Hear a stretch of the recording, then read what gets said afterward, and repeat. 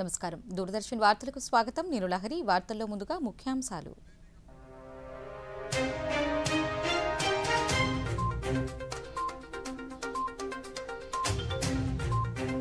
భారత్లో పర్యటిస్తున్న ఫిన్లాండ్ అధ్యక్షుడు. రేపు రైసీనా డైలాగ్ 2026లో పాల్గొనున్న అలెగ్జాండర్ స్టబ్. రాష్ట్రాన్ని పెట్టుబడులకు కేంద్రంగా తీర్చిదిద్దుతామన్న ముఖ్యమంత్రి చంద్రబాబు నాయుడు. మహిళా దినోత్సవం సందర్భంగా రాష్ట్ర సచివాలయంలో ఆప్కో ప్రత్యేక చేనేత స్టాల్స్. దేశవ్యాప్తంగా ఆనందోత్సాహాలతో హోలీ వేడుకలు. భారీ నష్టాలతో ముగిసిన దేశీయ స్టాక్ మార్కెట్లు. ఇక వార్తల్లోని వివరాలను చూద్దాం. భారత్లో అధికార పర్యటనకు వచ్చిన ఫిన్లాండ్ అధ్యక్షుడు అలెగ్జాండర్ స్టబ్కు స్వాగతం పలుకుతున్నట్లు ప్రధానమంత్రి నరేంద్ర మోదీ పేర్కొన్నారు. ఆయన పర్యటన భారత్, ఫిన్లాండ్ల ద్వైపాక్షిక సంబంధాలను మరింత బలపరుస్తుందని ప్రధాని సామాజిక మాధ్యమం వేదికగా పేర్కొన్నారు. ఈ పర్యటనతో ఇరు దేశాల మధ్య బంధాలను కొత్త శిఖరాలకు తీసుకెళ్తుందని ఆకాంక్షిస్తున్నట్లు తెలిపారు. అలాగే రేపటి సమావేశం కోసం రైసినా డైలాగ్ 2026లో అలెగ్జాండర్ స్టబ్ ప్రసంగం కోసం తాను ఆసక్తిగా ఎదురుచూస్తున్నట్లు ప్రధాని పేర్కొన్నారు.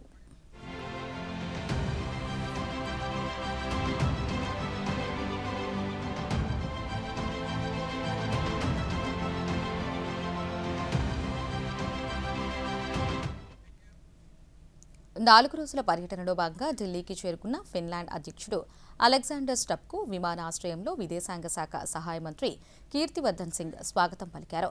అలెగ్జాండర్ స్టబ్ తన పర్యటనలో భాగంగా రాష్ట్రపతి ద్రౌపది ముర్ము, ఉపరాష్ట్రపతి సిపి రాధాకృష్ణన్లతో సమావేశమవుతారు. అలాగే ప్రధానమంత్రి నరేంద్ర మోదీతో అలెగ్జాండర్ స్టబ్ సమావేశమై పలు ద్వైపాక్షిక అంశాలపై చర్చించనున్నారు. కాగా రేపు 11వ రైసీనా డైలాగ్లో స్టబ్ ముఖ్య అతిథిగా పాల్గొంటారు.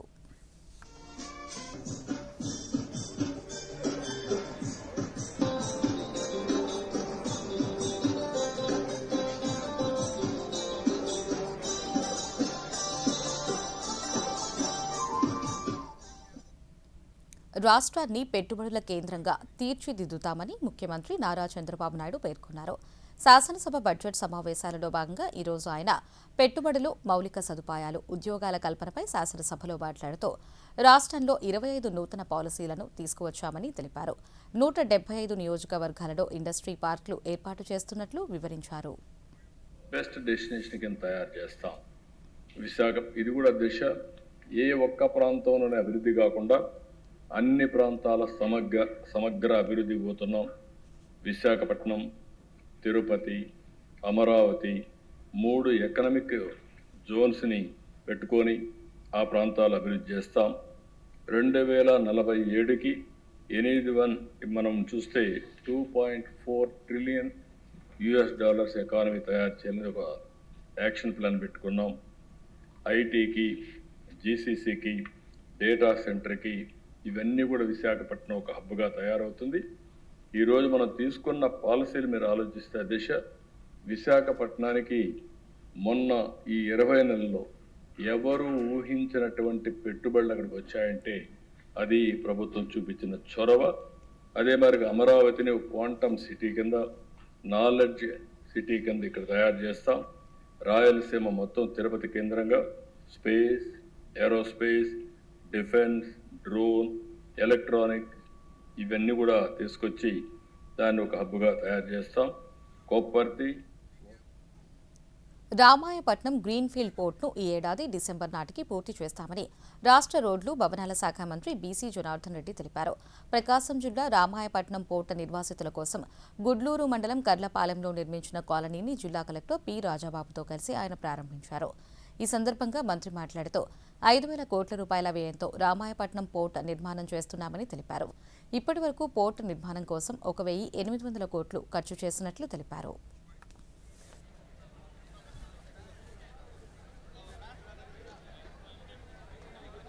ఇంత మంచి కాలనీ అన్ని మౌలిక వసతులతో ఈరోజు గౌరవ శాసనసభ్యులు గారి పట్టుదలతో, మా అధికారుల పట్టుదలతో ఈరోజు ఈ కార్యక్రమాన్ని కూడా నిర్వహించడం జరిగింది.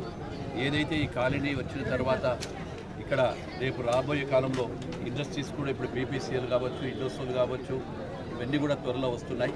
మా కూటమి ప్రభుత్వం, మా గౌరవ ముఖ్యమంత్రి గారు వచ్చిన తర్వాత ఈ పరిశ్రమలు కూడా పరిగెత్తుకొని వస్తూ ఉంటాయి. గత పాలకుల వరకు భయపడిపోయినటువంటి పారిపోయినటువంటి పరిశ్రమలన్నీ కూడా ఇప్పుడు పరిగెత్తుకొని వస్తూ ఉన్నాయి. త్వరలోనే ఈ యొక్క నియోజకవర్గం చాలా పరిశ్రమలు కూడా వస్తాయి, అభివృద్ధి చెందుతుంది, ఉద్యోగ అవకాశాలు కూడా కలిగి. మ్యూల్ అకౌంట్ల ద్వారా జరుగుతున్న ఆన్లైన్ మోసాలను అరికట్టేందుకు చర్యలు తీసుకోవాలని నర్సరావుపేట పార్లమెంట్ సభ్యులు లావు శ్రీకృష్ణదేవరాయలు బ్యాంక్ అధికారులను ఆదేశించారు. కలెక్టరేట్లో ఈరోజు బ్యాంక్ ప్రతినిధులతో నిర్వహించిన వీడియో కాన్ఫరెన్స్లో జిల్లా కలెక్టర్తో కలిసి ఆయన పాల్గొన్నారు. ఈ సందర్భంగా ఎంపీ మాట్లాడుతూ కళాశాల విద్యార్థుల బ్యాంకు ఖాతాలకు డబ్బులు చెల్లించి మరీ మోసాలకు పాల్పడుతున్న విధానాన్ని నిరోధించేందుకు అవగాహన కార్యక్రమాలు చేపట్టాలన్నారు.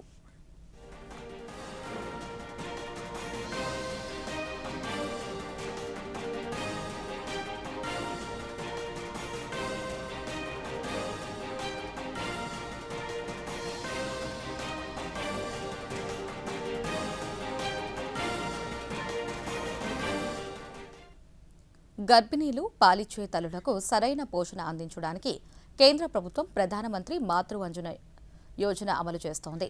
అనంతపురం జిల్లా మహిళా శిశు సంక్షేమ శాఖ ప్రాజెక్టు డైరెక్టర్ శ్రీదేవి తెలిపారు. అనంతపురంలో ఈరోజు ఆమె దూరదర్శన్తో మాట్లాడుతూ జిల్లా వ్యాప్తంగా ఈ పథకంపై అవగాహన కార్యక్రమాలు నిర్వహిస్తున్నట్లు తెలిపారు. ఇప్పటికే జిల్లా వ్యాప్తంగా 9,000 మంది ఈ పథకం కింద నమోదు చేసుకున్నట్లు శ్రీదేవి తెలిపారు. వాళ్ళు ఆ గర్భవతి పీరియడ్లో కొద్దిగా ఆర్థికంగా సపోర్టివ్గా ఉండడానికి ఈ పథకాన్ని ప్రవేశపెట్టి ఉన్నారు. మన అనంతపురం జిల్లాలో టార్గెట్ వచ్చి 11,210 మన టార్గెట్.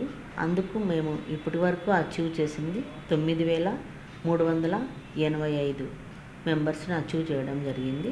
దాదాపు 8% వరకు అచీవ్మెంట్ వచ్చి ఉంది.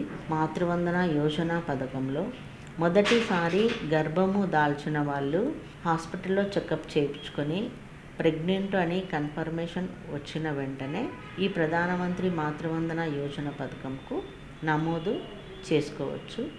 మొదటిసారి గర్భము దాల్చిన వాళ్ళకి 5,000 రూపాయల వరకు అమౌంట్ ఇవ్వడం జరుగుతుంది. ఈ అమౌంట్ను 2 విడతలుగా ఇవ్వడం జరుగుతుంది. మిగతా 2,000 రూపాయలను వాళ్ళు బిడ్డ పుట్టిన తర్వాత, బిడ్డకు 14 వారాల ఇమ్యునేషన్ కంప్లీట్ అయిన తర్వాత వాళ్ళకు. రాష్ట్రంలో ప్రతి కుటుంబానికి ఫ్యామిలీ కార్డు అందించాలనేది ప్రభుత్వ లక్ష్యమని, అందుకు అనుగుణంగా పనిచేయాలని ముఖ్యమంత్రి నారా చంద్రబాబు నాయుడు అధికారులను ఆదేశించారు.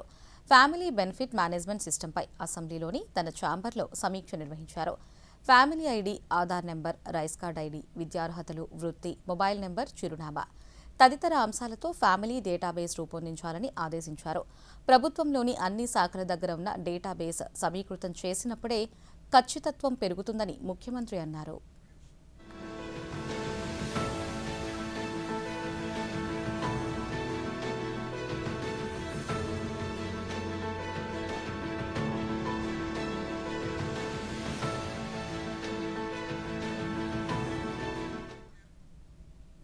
అంతర్జాతీయ మహిళా దినోత్సవం సందర్భంగా అమరావతిలోని రాష్ట్ర సచివాలయంలో ఆప్కో ప్రత్యేక చేనేత స్టాళ్లను రాష్ట్ర చేనేత జౌళి శాఖ మంత్రి ఎస్ సవిత ఈరోజు ప్రారంభించారు. ఈ సందర్భంగా స్టాళ్లలో ఏర్పాటు చేసిన చేనేత ఉత్పత్తులను ఆమె పరిశీలించారు. అనంతరం మంత్రి మాట్లాడుతూ మహిళా దినోత్సవం సందర్భంగా అన్ని చేనేత ఉత్పత్తులను 50% రాయితీతో విక్రయించనున్నట్లు వెల్లడించారు.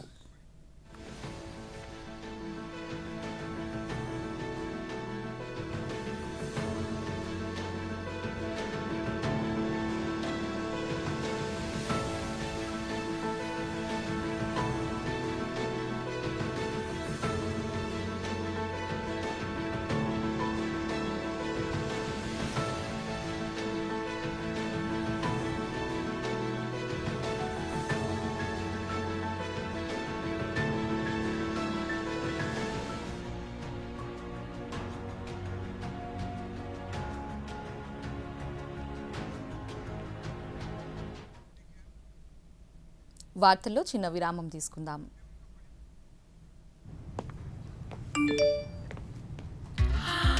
$10 లక్షల లాటరీ నాకా? వావ్, చిక్కుకుంది. బూటకపు ఆఫర్ల పట్ల అప్రమత్తంగా ఉండండి. ఆర్బీఐ అంటోంది తెలివిగా ఆలోచించండి, అప్రమత్తంగా ఉండండి. వార్తలకు తిరిగి స్వాగతం. రెవెన్యూ శాఖలో మొత్తం 32,000 కేసులు పెండింగ్లో ఉన్నట్లు రాష్ట్ర రెవెన్యూ శాఖ మంత్రి అనగాని సత్యప్రసాద్ తెలిపారు. శాసనసభ ప్రశ్నోత్తరాల సమయంలో రెవెన్యూ శాఖ పెండింగ్ కేసుల అంశంపై సభ్యులు అడిగిన ప్రశ్నలకు మంత్రి సమాధానమిస్తూ పెండింగ్ కేసుల పర్యవేక్షణ కోసం లీగల్ సెల్ ఏర్పాటు చేశామన్నారు. కేసులను త్వరగా పరిష్కరించేందుకు తహసీల్దార్లకు ప్రత్యేక అధికారాలు ఇచ్చినట్లు తెలిపారు. కేసులు తేల్చేందుకు హైకోర్టు స్థాయిలో కూడా ప్రత్యేక వ్యవస్థ ఏర్పాటు చేశామన్నారు. సీసీఎల్ఏ ఈ కేసులను ఎప్పటికప్పుడు సమీక్షిస్తున్నట్లు తెలిపారు. పారదర్శకంగా కేసులు పరిష్కరించేలా చర్యలు తీసుకుంటున్నట్లు వెల్లడించారు. ముఖ్యంగా ఒక వే ఫార్వర్డ్ చేశారు అధ్యక్ష. దాంట్లో ముఖ్యంగా అధ్యక్ష ఇన్స్టిట్యూషనల్ ఫ్రేమ్ వర్క్ అధ్యక్ష, సంస్థాగత వ్యవస్థ అధ్యక్ష, రెవెన్యూ శాఖ తన కోర్టు కేసులను అడ్వకేట్ జనరల్ కార్యాలయం మరియు ప్రభుత్వ లీడర్ సమన్వయం చేసుకుంటూ ఉంటుంది అధ్యక్ష. భూమికి సంబంధించిన ముఖ్యమైన అంశాలు మరియు విధానపరమైన అంశాలకు సీసీఎల్ఏ గారు, జిల్లా స్థాయిలో జిల్లా కలెక్టర్లు, ఇక కింద స్థాయిలో ఆర్టీఓలు వాళ్ళు పారావైజ్ రిమార్క్స్తో పాటు రికార్డులను కోర్టు ఉత్తర్వులు మనం అమలు చేయడం కోసం చేస్తూ ఉంటారు అధ్యక్ష. మరి ముఖ్యంగా అయితే పెద్దలు చెప్పారో లైజరింగ్ మెకానిజం గురించి అధ్యక్ష, ప్రస్తుతానికి 26 జిల్లాలు, గత పాతగా అనుకుంటే 26 జిల్లాలు కూడా 26 లైజరింగ్ ఆఫీసర్స్ పెట్టారు అధ్యక్ష. ఎక్కడన్నా వాళ్ళు తప్పులు చేసి ఉంటే మీరు తప్పకుండా మా దృష్టికి తీసుకొస్తే వారిని తప్పించి ఎవరైతే అనుభవం ఉన్నటువంటి వారు, ఎవరైతే ప్రభుత్వం మేలు చేయాలి, ఎలా పాజిటివ్గా క్రీడలు మానసిక ఉల్లాసానికి, శారీరక దృఢత్వానికి ఎంతో దోహదం చేస్తాయని ప్రకాశం జిల్లా కలెక్టర్ పి రాజాబాబు తెలిపారు. ప్రకాశం జిల్లా దర్శి పట్టణంలో నూతనంగా ఏర్పాటు చేసిన క్రికెట్ స్టేడియంను ఆయన ప్రారంభించారు.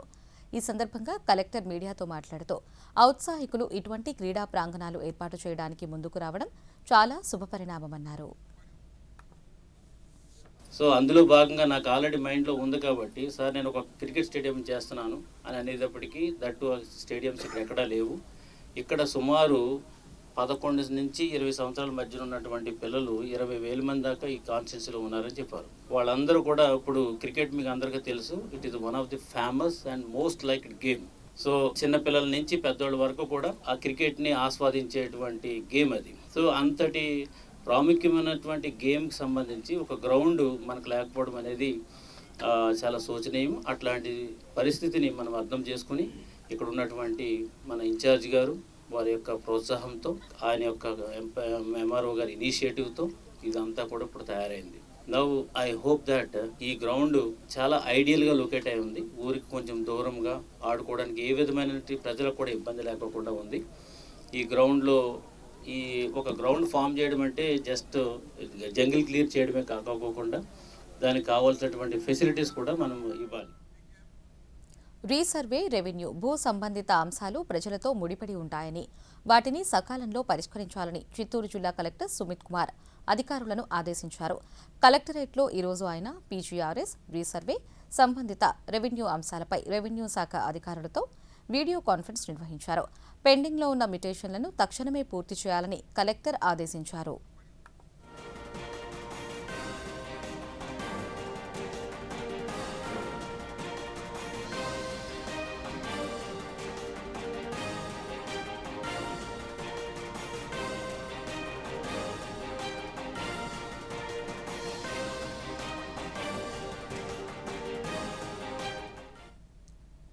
తిరుపతి జిల్లాలో అభివృద్ధిని వేగవంతం చేస్తున్నట్లు కలెక్టర్ డాక్టర్ ఎస్ వెంకటేశ్వర్ తెలిపారు.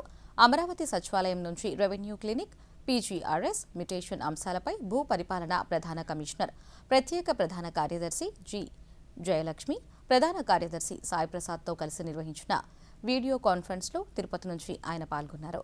ఈ సందర్భంగా కలెక్టర్ మాట్లాడుతూ ప్రజా సమస్యల పరిష్కార వేదికలో వస్తున్న వినతులను ఎప్పటికప్పుడు పరిష్కరిస్తున్నట్లు తెలిపారు.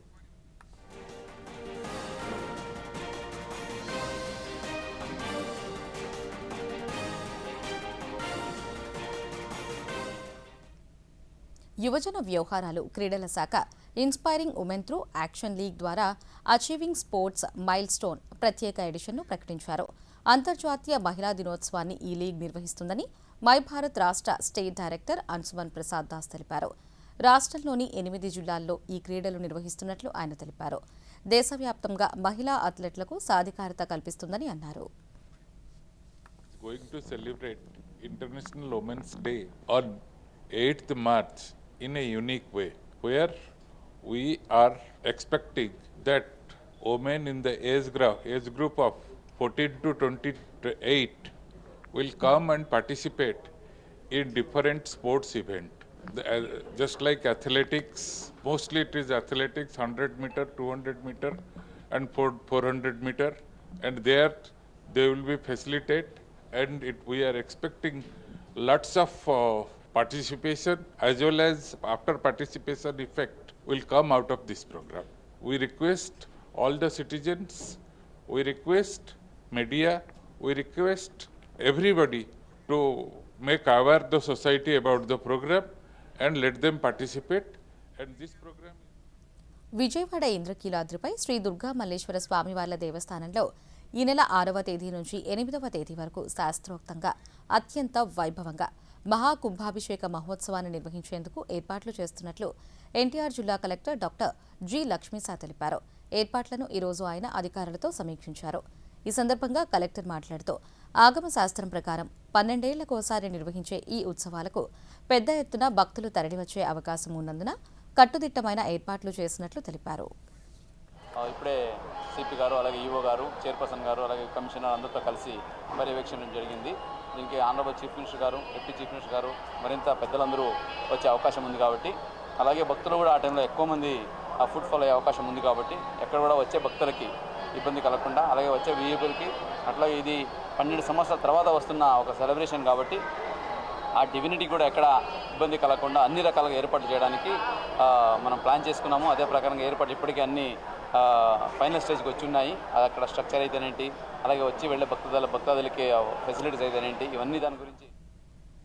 ఆయుర్వేదం, యోగా, ప్రకృతి వైద్యం, యునాని, సిద్ధ మరియు హోమియోపతి చికిత్సలను బలోపేతం చేయడంతో పాటు ప్రజలకు మరింత అందుబాటులోకి తీసుకురావడం, అలాగే ఆయుష్ ఆసుపత్రుల మౌలిక సదుపాయాలను మెరుగుపరిచేందుకు కేంద్ర ప్రభుత్వం జాతీయ ఆయుష్ మిషన్ను అమలు చేస్తోంది. ఈ ప్రాయోజిత పథకం ద్వారా సమగ్ర ఆరోగ్య సేవలను అందిస్తోంది. చిత్తూరు జిల్లాలో పేద ప్రజలకు జాతీయ ఆయుష్ మిషన్ వరప్రదాయినిగా మారింది. ఆ వివరాలేంటో ఈ స్టోరీలో చూద్దాం. ప్రాచీన వైద్యాన్ని కాపాడుతూ ప్రజలకు సేవలందించాలనే ఉద్దేశంతో ఆయుష్మాన్ భారత్ కింద కేంద్ర ప్రభుత్వం ఆయుష్ ఆరోగ్య కేంద్రాలను ఏర్పాటు చేసి గ్రామీణ ప్రాంతాల్లో సమగ్ర ఆరోగ్య సంరక్షణ అందించడమే ఈ జాతీయ ఆయుష్ మిషన్ లక్ష్యం. చిత్తూరు జిల్లాలో ఆయుష్ విభాగం జాతీయ ఆయుష్ మిషన్ లక్ష్యాలకు అనుగుణంగా అత్యంత తక్కువ ఖర్చుతో కూడిన వైద్య సేవలను ప్రజలకు అందిస్తోంది. ముఖ్యంగా ఆయుర్వేదం, యోగా, హోమియోపతి వంటి సంప్రదాయ చికిత్సల ద్వారా బాధితులకు ఉపశమనం కలిగిస్తోంది. జిల్లా వ్యాప్తంగా ఉన్న 22 ఆయుష్ కేంద్రాలు నేడు నిరుపేదలకు భరోసాగా నిలుస్తున్నాయి. దీర్ఘకాలిక వ్యాధులకు ప్రత్యామ్నాయ చికిత్సగా మారడంతో ఆయుష్ సేవలను జిల్లా ప్రజలు ఉపయోగించుకుంటున్నారు. జిల్లాలో ప్రస్తుతం 22 ఆయుర్వేద ఆసుపత్రులు ప్రజలకు అందుబాటులో ఉండగా వాటిలో 6 ఆసుపత్రులను కేంద్ర ప్రభుత్వ సహకారంతో 10 నుంచి 50 పడకల సామర్థ్యం గల ఇంటిగ్రేటెడ్ ఆయుష్ ఆసుపత్రులుగా అభివృద్ధి చేస్తున్నారు. ఒక్క ఫిబ్రవరి నెలలోనే సుమారు 60,000 మంది ప్రజలు ఉచిత వైద్యం పొందారు. జిల్లా నుంచే కాకుండా వేలూరు, కోయంబత్తూరు నుంచి కూడా వైద్య సేవలకు రావడం విశేషం. త్వరలో పంచకర్మ సేవలను కూడా అందుబాటులోకి తీసుకొస్తామని జిల్లా ఆయుష్ వైద్య శాఖ అధికారి డాక్టర్ ఎం గోవిందయ్య తెలిపారు. ఈ రోజు మన చిత్తూరు జిల్లాలో చిత్తూరుకి 6 డిస్పెన్సరీలు, తిరుపతిలో 3 డిస్పెన్సరీ అప్గ్రేడేషన్ కింద సెలెక్ట్ అయినాయి. చిత్తూరు ఈ హాస్పిటల్ వరకు 50 లక్షలు విలువ చేసేటువంటి బిల్డింగ్ కొత్తగా ఇక్కడ కడుతున్నారు. అది బిల్డింగ్ రెడీ అయిన తర్వాత ప్రజలకి మరింత మెరుగైన సేవలు మేము అందించడానికి, అక్కడ పంచకర్మ థెరపీ కూడా స్టార్ట్ చేయడానికి అనే డిస్పెన్సరీ అది ఇక్కడికి మార్చుకొని ప్రజలకు మరింత సేవలు మేము అందించడానికి అనుకూలంగా ఉంటుంది. ఈ వైద్యానికి ప్రజల నుంచి విశేష స్పందన లభిస్తోంది. ముఖ్యంగా కీళ్ల నొప్పులు, చర్మ సంబంధిత సమస్యలతో ఇబ్బంది పడేవారు ఆయుష్ వైద్య చికిత్సకు మొగ్గు చూపుతున్నారు. కొంత సమయం తీసుకున్నా వ్యాధి మూలాలపై పనిచేసి ఆ సమస్య పునరావృతం కాకుండా ఆయుర్వేద మందులు పనిచేస్తున్నాయని పలువురు చెబుతున్నారు. ఎఫెక్ట్స్ ఉండదు, చాలా బాగుంటుంది. దీర్ఘకాలికంగా ఆయుష్ వచ్చి 99 సంవత్సరాలు తక్కువ లేకుండా జీవిస్తారు ప్రతి వాళ్ళు. జీవించేది కాదు, జీవించి ఉండడం కాదు క్రైటీరియా, ఆరోగ్యంతో జీవించడమే క్రైటీరియా. కాబట్టి అందరూ కూడా సంపూర్ణ ఆరోగ్యత ఉండాలంటే తప్పనిసరిగా ఆయుర్వేద మందులే వాడండి. ఏ జబ్బైనా సరే తప్పకుండా ఆయుర్వేద వైద్యంలో బాగా అయిపోతుంది. ఈడ వచ్చి గవర్నమెంట్ హాస్పిటల్లో ఆయుర్వేద బాగా హాస్పిటల్ ఉంది, దాంట్లో బాగా చూస్తూ ఉన్నారు. 6 నెలలకు ముందు స్కిన్ ప్రాబ్లం అని వచ్చినాను, బాగా అయ్యింది. స్లోగా అయితే బాగా అవుతుంది. ఇంగ్లీష్ మందులు వాడినా ఈడ బాగా బెటర్గా ఉంది. అందువల్ల ఈడ వస్తూ ఉన్నాం మేము. ప్రాచీన వైద్యాన్ని పరిరక్షించేందుకు కేంద్ర ప్రభుత్వం తీసుకుంటున్న చర్యలు సత్ఫలితాలు ఇస్తున్నాయి. వార్తల్లో మరో విరామం తీసుకుందాం. తక్కువ కాలంలో ఎక్కువ లాభాలు జస్ట్ ఒక్క క్లిక్ లోనైనా వా! చిక్కుకున్నాడు. తెలియని లింక్స్ ని క్లిక్ చేయకండి. ఆర్బీఐ అంటోంది తెలివిగా ఆలోచించండి, అప్రమత్తంగా ఉండండి. వార్తలకు తిరిగి స్వాగతం. గుంటూరు జిల్లా మంగళగిరి క్రికెట్ స్టేడియాన్ని ఆంధ్ర క్రికెట్ అసోసియేషన్ అధ్యక్షుడు, విజయవాడ పార్లమెంట్ సభ్యుడు కేశినేని శివనాథ్, కార్యదర్శి సానా సతీష్ బాబుతో కలిసి ఈరోజు పరిశీలించారు. ఈ సందర్భంగా ఎంపీ మాట్లాడుతూ ఈ క్రికెట్ స్టేడియాన్ని అధునాతన హంగులతో అభివృద్ధి చేసేందుకు కృషి చేస్తున్నట్లు తెలిపారు. త్వరలో ప్రారంభం కానున్న Andhra premier league season 5 Visakhapatnam, Mangalagiri, Kadapa స్టేడియాలలో ఈ మ్యాచ్లు జరుగుతాయన్నారు.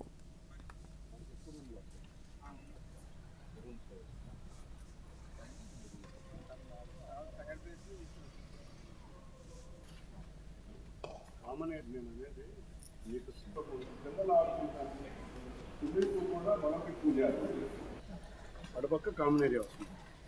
నెక్స్ట్ ఇదే దాంట్లో సెకండ్ ఫ్లోర్ చేస్తాం.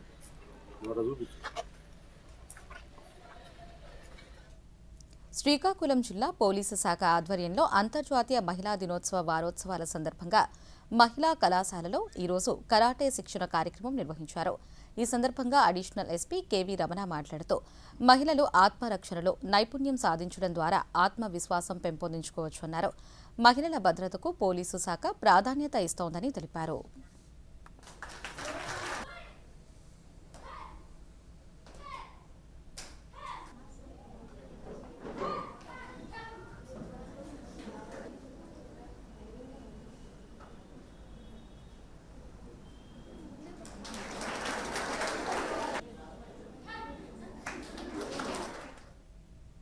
అంతర్జాతీయ నౌకాదళ సమీక్షలో ప్రత్యేక ఆకర్షణగా నిలిచిన భారత నౌకాదళంలో అతిపెద్ద విమాన వాహక నౌక ఐఎన్ఎస్ విక్రాంత్ మరో సరికొత్త అధ్యయనాన్ని లిఖించింది.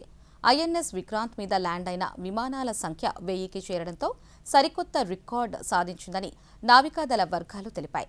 ఈ సందర్భంగా flag officer, commanding western fleet rear admiral Vivek Dahiya మాట్లాడుతూ నౌక సిబ్బంది సమిష్టి స్ఫూర్తితో ఇన్ని సురక్షిత ల్యాండింగ్లు సాధ్యమయ్యాయన్నారు. చరిత్రలో ఇదొక మైలురాయి అని అభివర్ణించారు.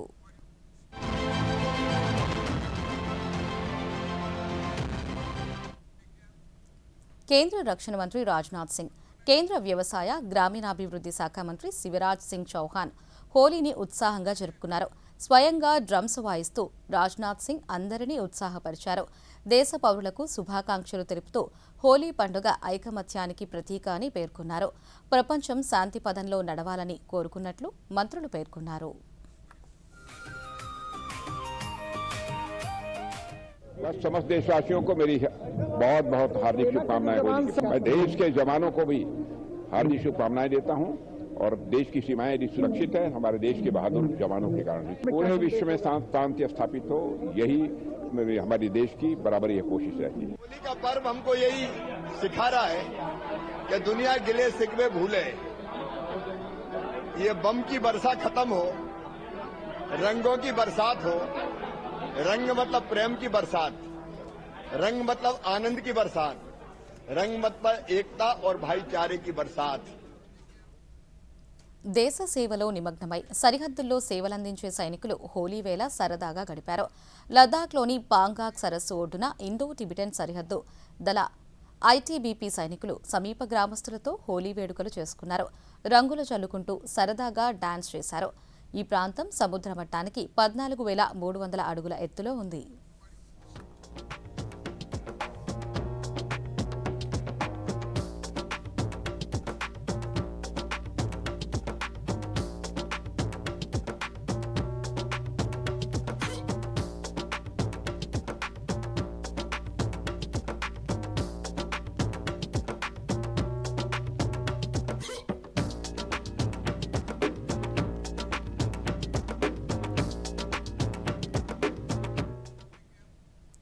రాజస్థాన్లోని జైసల్మేర్లోని చారిత్రక కోటలు, ప్యాలెస్ల నేపథ్యంతో హోలీ వేడుకలు అత్యంత ఘనంగా రాజసం ఉట్టిపడేలా జరుగుతాయి. హోలీ వేడుకలు ఆనందోత్సాహాలతో నిర్వహించారు. ఈ వేడుకల్లో విదేశీయులు ఆనందోత్సాహాలతో పాల్గొన్నారు. రాజస్థాన్ పర్యటనకు వచ్చిన అమెరికా, ఇటలీ, ఐస్లాండ్ దేశాలకు చెందిన పర్యాటకులు ఉత్సాహంగా రంగులు చల్లుకుంటూ భారతీయ సంస్కృతి, సాంప్రదాయాలను ప్రశంసిస్తూ హోలీ వేడుకల్లో పాల్గొన్నారు.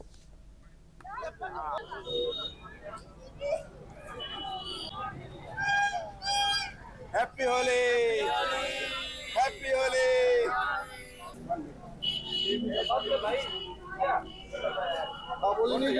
नहीं हम घूमने आए हैं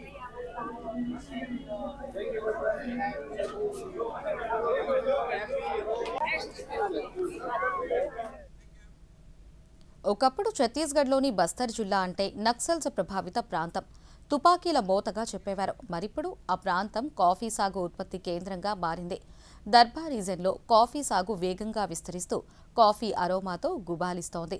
ఒకప్పుడు 20 ఎకరాలలో మొదలైన కాఫీ సాగు ఇప్పుడు 320 ఎకరాలకు విస్తరించింది. అంతేకాకుండా గిరిజన రైతులకు కాఫీ సాగు ప్రధాన ఆదాయ వనరుగా మారింది.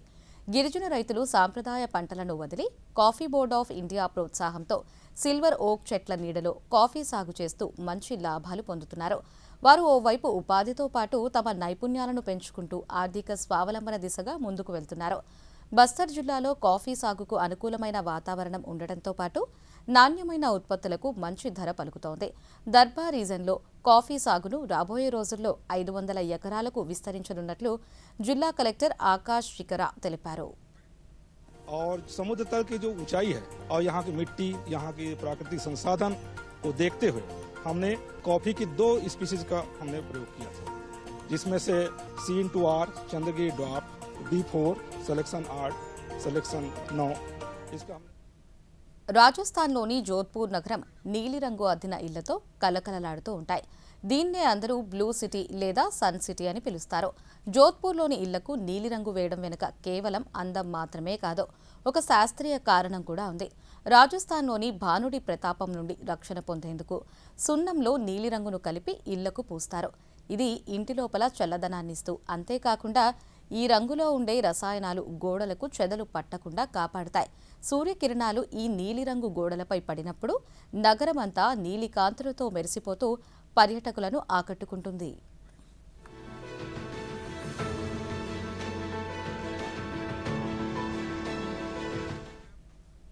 విజయవాడ దూరదర్శన్ కేంద్రం ప్రాంతీయ వార్తా విభాగానికి ఆంధ్రప్రదేశ్ రాష్ట్రంలోని అన్ని జిల్లాల వార్తల సేకరణ నిమిత్తం జిల్లా ప్రతినిధుల కోసం దరఖాస్తుల స్వీకరణ గడువు మార్చి 10వ తేదీ వరకు పొడిగించింది. జర్నలిజంలో అనుభవం కలిగిన వారి నుంచి ఆంధ్రప్రదేశ్లోని అన్ని జిల్లాల నుంచి ప్రతినిధులకు దరఖాస్తులను ఆహ్వానిస్తున్నట్లు ప్రాంతీయ వార్తా విభాగాధిపతి షఫీ మహ్మద్ ఐఏఎస్ ఒక ప్రకటనలో తెలిపారు. దరఖాస్తుల స్వీకరణ గడువును మార్చి 10వ తేదీ సాయంత్రం 5 గంటల వరకు పొడిగించారు. పాత్రికేయ రంగంలో అనుభవం, అభిరుచి ఉన్న ఇతరులు దరఖాస్తు చేసుకోవచ్చు. అర్హులైన అభ్యర్థులు రూ1,180 ప్రాసెసింగ్ ఫీజుతో పాటు దరఖాస్తులను హెడ్ ఆఫ్ ఆర్ఎన్యూ, దూరదర్శన్ కేంద్రం, టీటీడీ కళ్యాణ మండపం ఎదురుగా పున్నమ్మతోట, విజయవాడ చిరునామాకి సమర్పించాలని సూచించారు. పూర్తి వివరాలను ప్రసార భారతి వెబ్సైట్ ద్వారా పొందవచ్చు.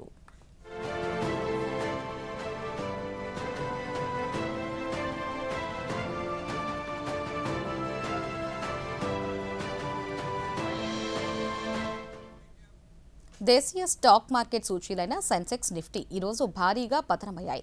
ఓ దశలో సెన్సెక్స్ 1700 పాయింట్లకు పైగా నష్టపోయింది. ఈ ఉదయం 78,528 పాయింట్ల వద్ద నష్టాలలో ప్రారంభమైన సెన్సెక్స్ ఇంట్రాడేలో 78,443 వద్ద కనిష్టాన్ని తాకింది.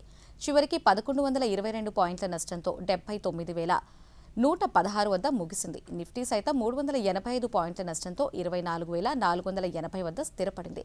డాలర్తో పోలిస్తే రూపాయి మారకం విలువ ₹92.16 వద్ద స్థిరపడింది.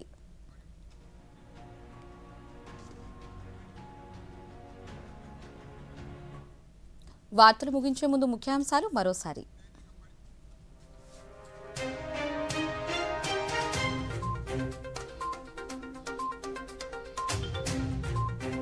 భారత్లో పర్యటిస్తున్న ఫిన్లాండ్ అధ్యక్షుడు. రేపు రైసీనా డైలాగ్ 2026లో పాల్గొనున్న అలెగ్జాండర్ స్టబ్. రాష్ట్రాన్ని పెట్టుబడులకు కేంద్రంగా తీర్చిదిద్దుతామన్న ముఖ్యమంత్రి చంద్రబాబు నాయుడు. మహిళా దినోత్సవం సందర్భంగా రాష్ట్ర సచివాలయంలో ఆప్కో ప్రత్యేక చేనేత స్టాల్స్. దేశవ్యాప్తంగా ఆనందోత్సాహాలతో హోలీ వేడుకలు. భారీ నష్టాలతో ముగిసిన దేశీయ స్టాక్ మార్కెట్లు. ఈ వార్తలు ఇంతటితో సమాప్తం. నమస్కారం.